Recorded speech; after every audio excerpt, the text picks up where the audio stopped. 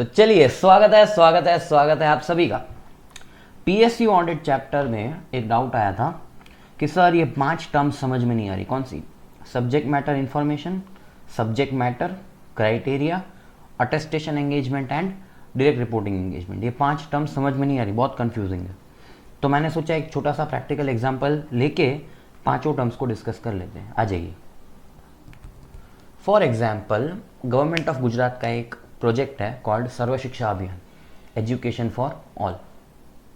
इसमें गवर्नमेंट क्या करती है कि जो स्कूल्स होती है उनको बोलती है कि आप बच्चों को फ्री में एडमिशन दो, उन पे कुछ खर्चा करो, एंड अगर वो पास हो जाते हैं या कोई और क्राइटेरिया सेटिस्फाई हो जाता है तो जो भी खर्चा हुआ हम उसका आपको रीइंबर्समेंट दे देंगे। ये स्कीम है, ठीक है, फॉर एग्जाम्पल। अब गवर्नमेंट ने मुझे सर्व शिक्षा अभियान में जितने भी स्कूल्स थे उनका ऑडिट करने का टेंडर दिया, ठीक है। अब गवर्नमेंट ने इसके साथ मुझे क्या क्या चीज़ें दी? फर्स्ट ऑफ ऑल एक रॉ डेटा दिया of number of schools and number of children that have enrolled. मतलब सपोज फॉर एग्जांपल 250 स्कूल थी और 5000 बच्चे थे।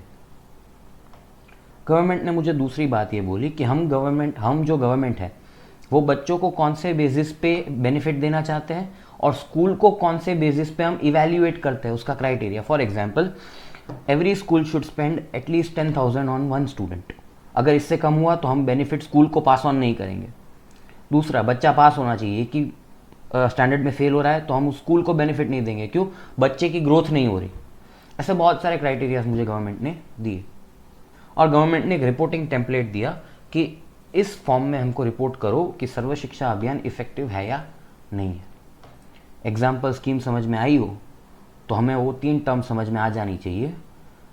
जो सब्जेक्ट मैटर है वो है वो रॉ डेटा जिसको मुझे इवैल्यूएट करके गवर्नमेंट को रिपोर्ट करना है। वापस से, सब्जेक्ट मैटर है वो रॉ डेटा है, क्या? Schools, number of schools and number of children. ये मुझे जो गवर्नमेंट ने दिया है, this is my subject matter, इसको इवैल्यूएट करना है। क्राइटेरिया क्या है? जो गवर्नमेंट ने मुझे बताया है कि इतना खर्चा करना है, बच्चा पास होना चाहिए, इतना बेनिफिट मिलना चाहिए, ये क्राइटेरिया है। और जो रिपोर्टिंग टेम्पलेट है उसको बोलते हैं सब्जेक्ट मैटर इन्फॉर्मेशन। क्या रिपोर्ट करना है गवर्नमेंट को? इवैल्यूएशन, आउटकम क्या है? This is the subject matter information. तो 3 terms, subject matter, criteria and subject matter information. I hope आपको इस एग्जाम्पल से थोड़ा बहुत क्लियर हो जाएगा।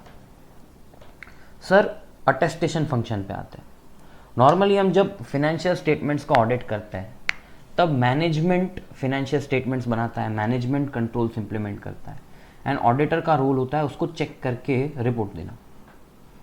तो इसमें मैनेजमेंट का 50% रोल समझ लो, हमारा 50% रोल समझ लो। हमें खाली उस जो सब तैयार होके मिला है, क्या फिनेंशियल स्टेटमेंट, कंट्रोल का जो भी डेटा है, उसको इवेल्युएट करके उस पर रिपोर्ट करना है।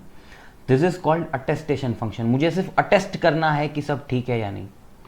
लेकिन जब मैं बोलता हूँ डायरेक्ट रिपोर्टिंग एंगेजमेंट, तो जो हमने एग्जाम्पल लिया कि मुझे खुद क्राइटेरिया के सामने डेटा को इवेल्युएट करना है, कंपेयर करना है एंड फिर बताना है कि सर्व शिक्षा अभियान मेरा जो इफेक्टिव है या नहीं, तो इसको बोलते हैं डायरेक्ट रिपोर्टिंग एंगेजमेंट। जहाँ पे जो स्कूल है वो कुछ नहीं करेगी, सब मुझे करना है। क्या? मुझे इवेल्युएट भी खुद करना है, मुझे चेक भी खुद करना है, मुझे ओपिनियन भी खुद ही देना है। क्या?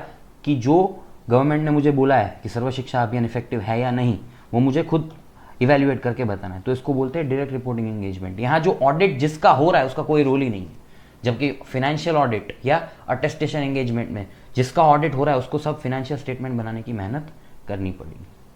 तो इस शॉर्ट वीडियो हमने 5 कॉन्सेप्ट्स डिस्कस किए। आई होप आपको क्लैरिटी आ गई होगी। ऐसे और वीडियोस चाहिए तो जो भी डाउट्स है आपके टेलीग्राम पे बता दो। आई विल ट्राई कि ऐसे शॉर्ट वीडियोस में I will try to explain, तो आपका छोटे छोटे जो डाउट्स है वो क्लैरिफाई होते जाए। तब तक के लिए पढ़ते रहना। Good bye.